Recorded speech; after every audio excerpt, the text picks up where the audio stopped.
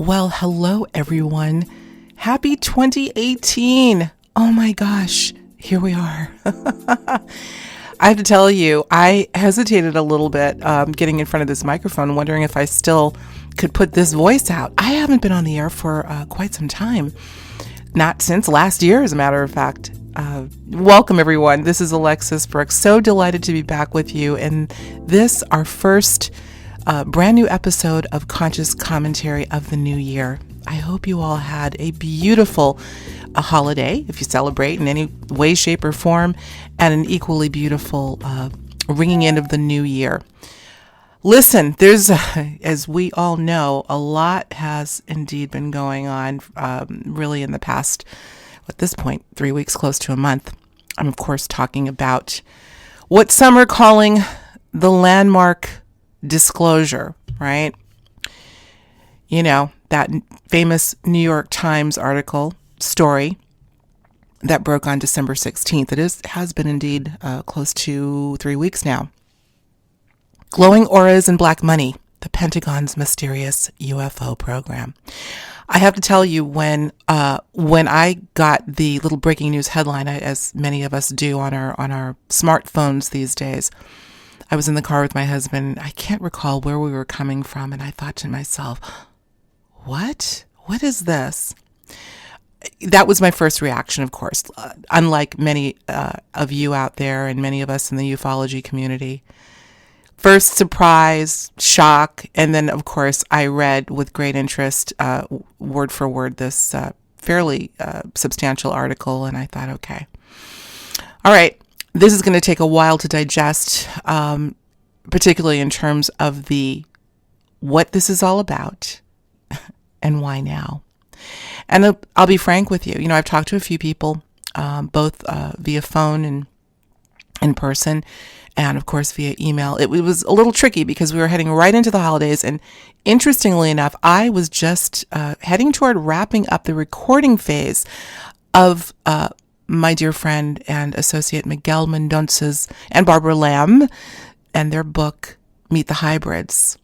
So I thought the timing, of course, to be quite synchronistic with the luxury I had of juxtaposing this very, very mechanical, typically government-ish story that some are calling disclosure, with this very personal, intimate, and to me, far more important, anthology of what this is all about when we talk about the reality of non-human intelligence. You all know that I prefer to use that term as opposed to the term that has been bandied about in the commercial space of ETs or aliens et al. Anyway, I just found having the privilege of recording Barbara and Miguel's manuscript, Meet the Hybrids, was incredible. The timing was incredible. And of course, having the privilege of doing it was completely humbling. But the messages meant even more to me as I was again comparing the authenticity, the consciousness aspect of this big, huge story alongside glowing auras and black money, the Pentagon's mysterious UFO program. Now, look, I'm not going to spend this time bashing either the authenticity or the motivation for writing this story. And as we all know, this story, this headline went pretty much wall to wall in terms of the coverage, at least for this period of time in the mainstream news. There's another article. It looks like it was released the same day, but I want to say it was perhaps after the New York Times broke the story, by the Washington Post. Head of Pentagon's secret UFO office sought to make evidence public. Well, there have been a cornucopia, obviously, of articles, both sort of repeating, you know, the chronology and the background of this so-called secret program, and then subsequently, you know, interestingly, I'm looking at another, this is an op-ed page from the New York Times on December 23rd, entitled Flying Saucers and Other Fairy Tales. I find that interesting as well. I didn't even read through the whole article because it sounded like the author of this particular article was more in love with his being so wordy than and pithy and tongue in cheek than in getting to the real seriousness of what we know is a much bigger story than is being portrayed here. Like I said, I'm not going to bash these folks.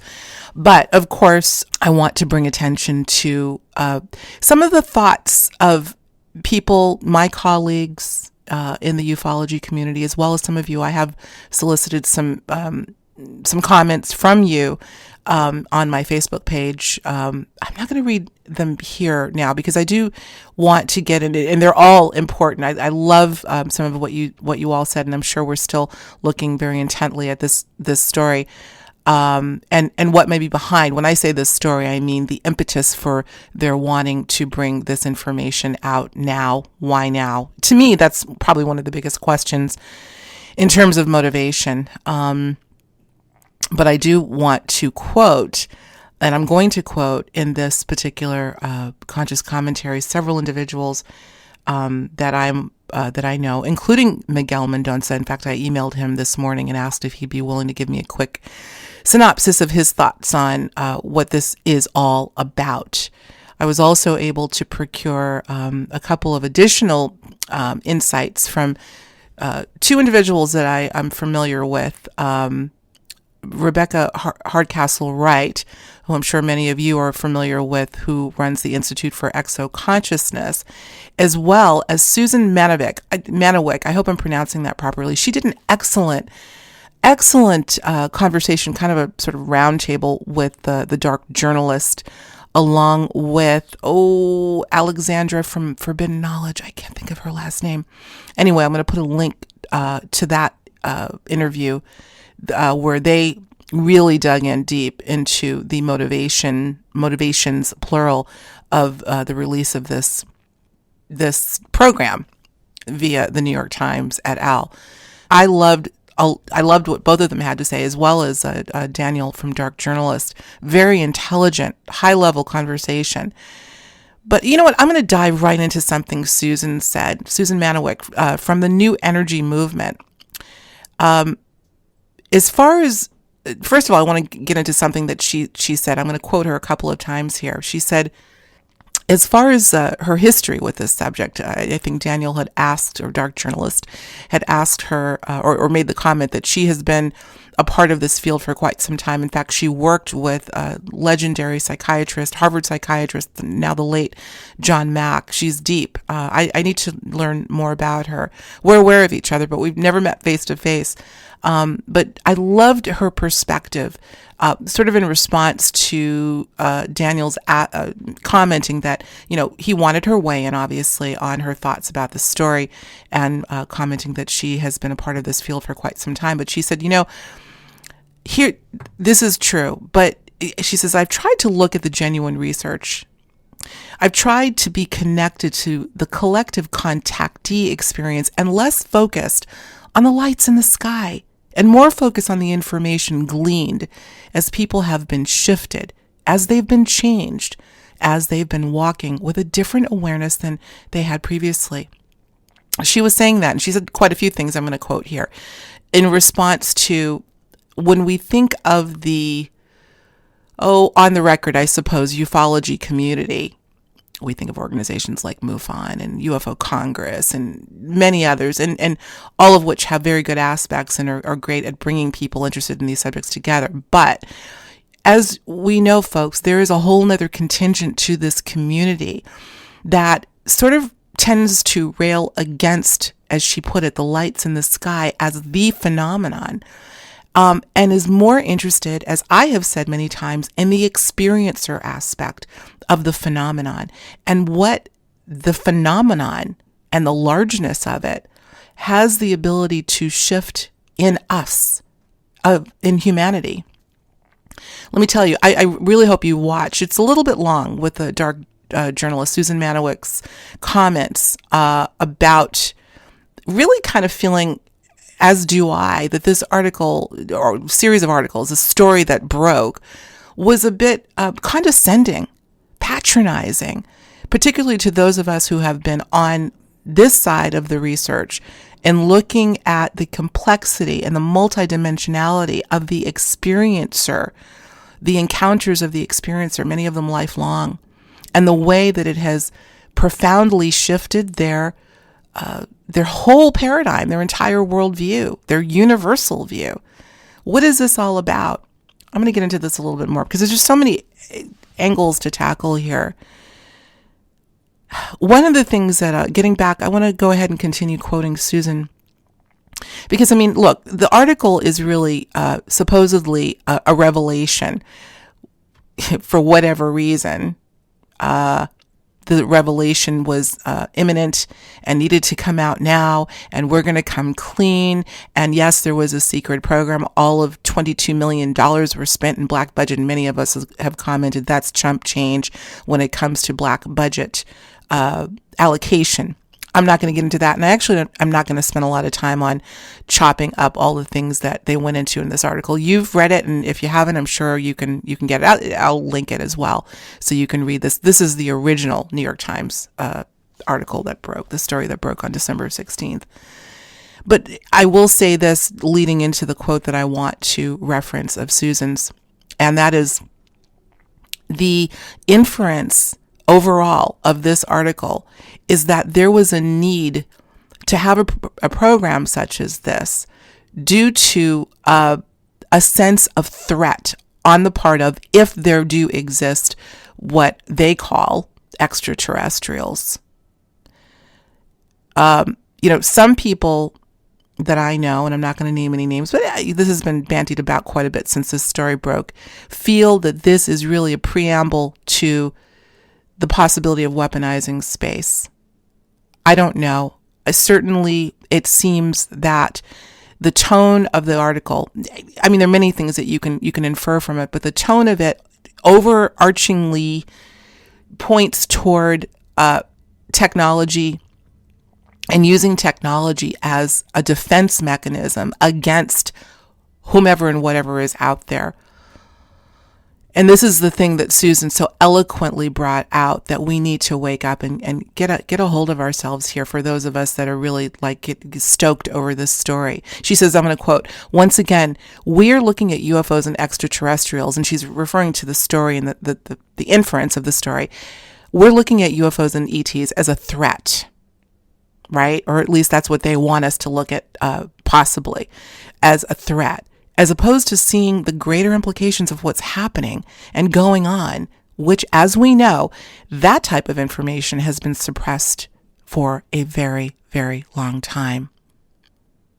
That type of information. The information that you all hear through my guests and other commentary that we've had on this show, that type of information that deals with consciousness, the scope of consciousness, the vastness of consciousness, and how we're connected to it, and how many of the individuals who have professed, in many cases, lifelong contact, have gotten a greater handle on what consciousness is and how to expand it, and the fact that we are expanded consciousness, that perhaps these variety of what some of us refer to as NHIs, non-human intelligences, have taught us through their ways. Not only the benevolent ones, but even the ones that may not be so benevolent. We've learned something.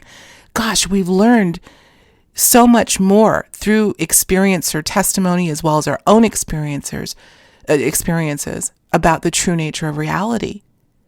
Going back to what Susan said, damn it, this is not about lights in the sky. And I just, interestingly, as many of you know, I just showed up on Jimmy Church's Fade to Black. This is going back a couple of months now. It seems like just yesterday, when he posed the question to me about what got me into this field. And I was clear and unequivocal, the experiencer aspect, and how absolutely imperative it is that we not only understand the validity of these experiences to the experiencer, but to be able to honor them and not shun or ridicule the experiencer. That's what brought me closer to this. Understanding the depth and dynamic of that interaction and how it can in an instant change one's paradigm of understanding who we are, what we are, why we're here. Our ability to travel the stars is perhaps real right now. And some of the things, some of the things that people have gone through, railing against their experiences, bullying. I talked about an individual that you probably have heard me talk about, who will go unnamed, who, after being so enthusiastic and exuberant about her newfound experience or history aligned with non-human intelligences, feeling comfortable enough to talk to her friends about it, she was bullied to the point where she wanted to leave her hometown that she had been for 30-some years. Do you think that this kind of a story that broke in the New York Times is going to lessen that effect? Moreover, do you think that both the authors of this story and others in the mainstream media, as well as the people behind this program, have 1 ounce of care toward the evolution of humanity based on whatever information they have? Do you think at all that the motivation was altruism? Come on, people. We know that's not the case, unfortunately. I wish I could say it was. There's another quote I want to find here on the flip side, because again, I'm going to do my best not to bash the story or the efficacy of the story or the motivation of the story, but rather use it as a springboard to talk about the bigger story, something else that Susan referenced. People have no idea how dynamic, how large this entire phenomenon is. Most importantly, the part that has to do with the consciousness of the non-human intelligence that is most certainly interacting with a multitude of individuals. Here's something that Vanessa Lamort, I better be pronouncing this right because she was one of the hybrids that I had to voice in this book, and I can't recall him. Vanessa Lamort, I'm pretty sure. She's a Reiki master, teacher, shaman. She's here in the United States, and she was one of the featured hybrids in Meet the Hybrids. Here's what she had to say. This is part of Rebecca Hardcastle Wright's very thorough press release that was forwarded to me, where she got quite a few quotes and weigh-ins from individuals based on this story breaking. This is what Vanessa says. She says, this disclosure, speaking of the New York Times article, offers us a new opportunity to bring exo-consciousness to the conversation. Exo-consciousness. While it most certainly feels agenda-driven and may not represent the whole truth, this is still a major permission slip for us to bring what we know even more public. When I read it, I thought, talk about glass half full. That's great. And I'm with her there as well. I'm all over the place with this. The jury is still out on this. But I love her perspective, and I'm not surprised at all after reading her incredible story, reading it again and again and recording it for the book. So humble, so genuine, so wise, glass half full. Sure, most of us that are on the altruistic side of this entire phenomenon are looking to pluck that aspect out of it. We don't trust the government. I doubt any of us do. But it could be, as I've said many times, not a this or that. We don't have to take it as a this or that, but a this and that. Yes, it may be agenda driven, but it is an opportunity to bring the bigger conversation to the public. I wonder if that's going to happen. This brings me to another point. Okay. So the story was released December 16th. We'll be quickly approaching a month since the story has been broke. There have been a number of articles. It did go pretty much viral for the day, at least a day or two. But my question is, and I haven't gone out and surveyed people, but how many people, A, were even aware that this story broke, and B, how long did it remain in their on their minds? I have this feeling that it went right over their head, that they just maybe snickered and moved on. Unfortunately, not to mention the news cycle is so damn fast these days that they won't give you enough time to really chew on any particular story. They want to move you along at their pace on to the next narrative. So where I absolutely agree with Vanessa in that we do have an opportunity to use this story, given that so many people still, they may not trust the government, but unfortunately are indoctrinated to the point where they still feel like if it's an official story, it's something that must have some teeth or some legs to it. Maybe we can take that trust, even though I just said that most people don't trust the government. I don't know. Maybe it's both. And use that, put this headline in their face and say, okay, look, guys, for whatever reason they did this, now we can have a conversation about how much deeper this thing is. That is the opportunity, one of them. So that's something to think about for sure. I'm going to look at my time here. I'm way over. But you know what? Let's keep this conversation going because I want to read some more quotes for you. Speaking of Miguel Mendonça, like I said, I had to get his weigh in on, and he's from the UK. Of course, this story went viral, so it was all over the place, all over the world, in a New York minute. He sent me some great comments that, which was part and parcel, I think, of a Facebook commentary that he had made. Let me just read them to you, 1 through 7, because I think all of them are worth chewing on a bit. Here's what he said. Miguel Mendonça, author of the book Meet the Hybrids, co-author, along with the book, 2-volume set, We Are the Disclosure, of which yours truly was featured. Disclosure's already happening, people. So let me read what he had to say. Number 1, he says, disclosure from the top down always comes with an agenda. And in government military circles, the true agenda is never revealed, although it is ultimately about engendering fear, dependency, and entrenching the power and position of the authorities concerned. 2, the most trustworthy disclosure, as far as I'm concerned, is bottom-up disclosure. True disclosure is someone sharing their experience with another, whether privately or publicly. 3, those experiences most often, according to Free's Experiencer Survey, that is the Edgar Mitchell organization, that's too long to say right now, that has a landmark, very in-depth survey.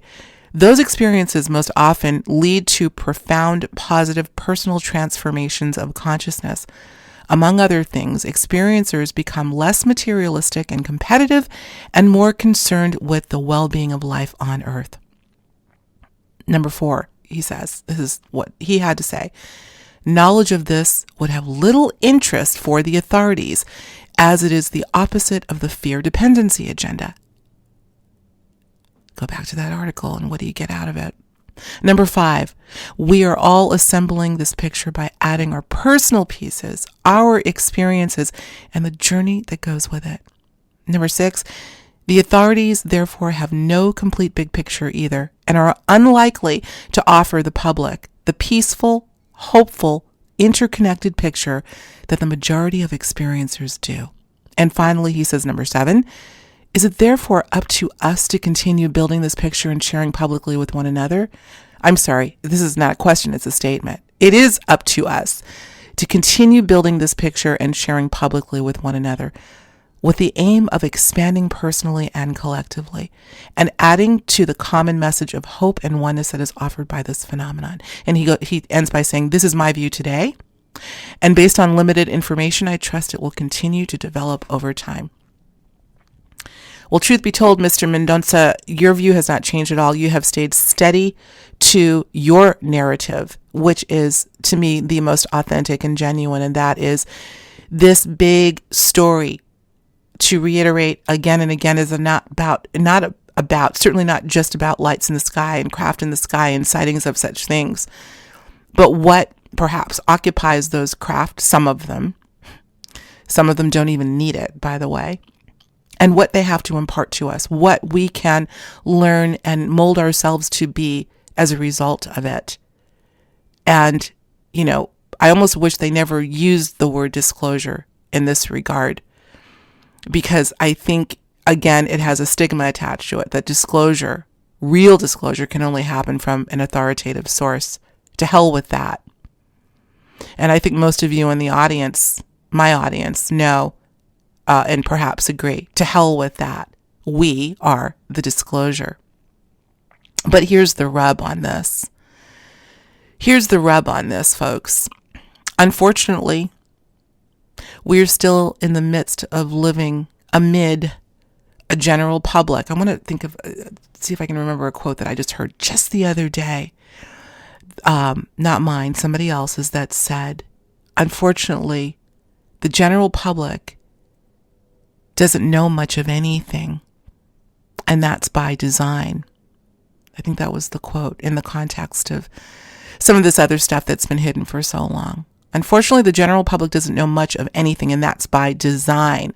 And if you think that this article is going to crack the door open, save for Vanessa's quote, which I like, to people, the general public knowing a lot more about a little something, that's not going to happen.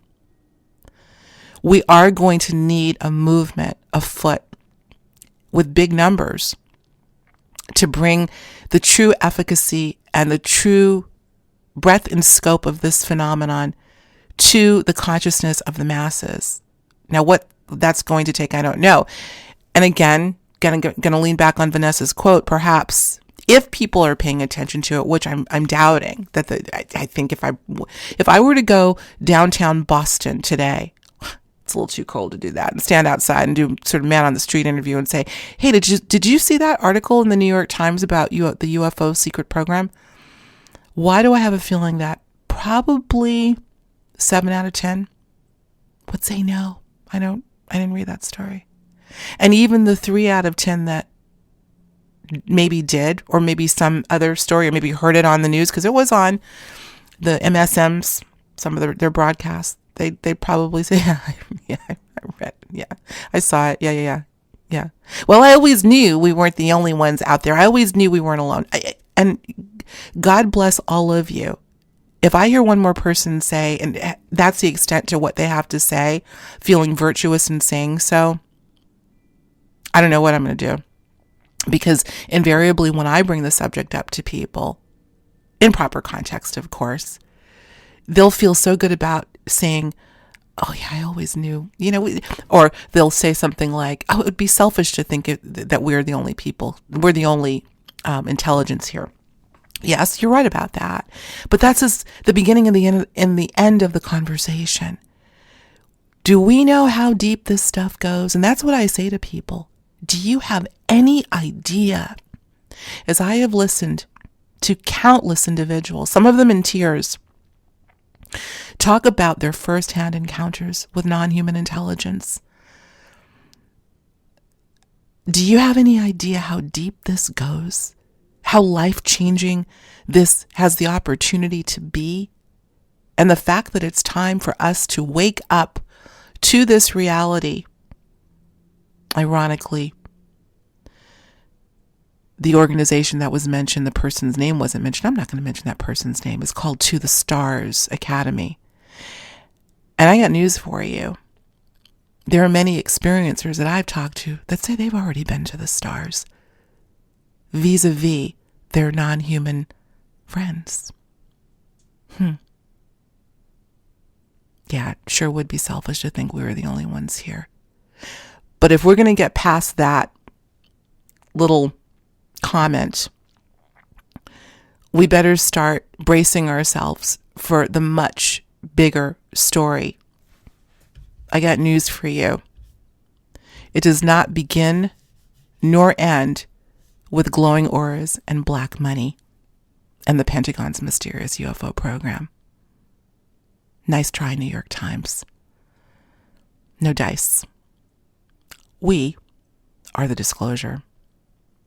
Let's start sharing, acting like we mean business, and ushering in the greater society into a greater reality.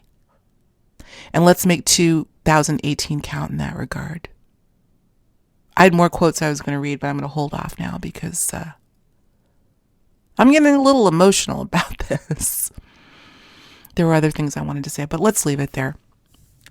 This is not going to be the last conversation. Ooh, I'm way over, but that's okay. This will hopefully be the beginning of quite a few conversations that I will be holding both through Conscious Commentary as well as Higher Journeys Radio. So stay tuned, folks. As always, I want to hear from you. Weigh in, give me your thoughts on the story. I'm going to try to not encourage too much criticism on the mechanics of the story, and more on, here's a question I'm going to put out. What do you think constitutes true disclosure? Forget the government. Forget the mainstream media. Where and how is this really going to happen? As a matter of fact, the next time, I'm going to say this and then I'm going to close this up. The next time we have this conversation, maybe, I want to get into some of the other reasons of why now. And let me just leave you with this little teaser. What if there's a metaphysical component in the timing of all of this? I'm going to leave you with that question. That may have nothing to do with the Pentagon or the government or Harry Reid or anybody else. What if? Now that'll be an interesting conversation. I'll leave it there.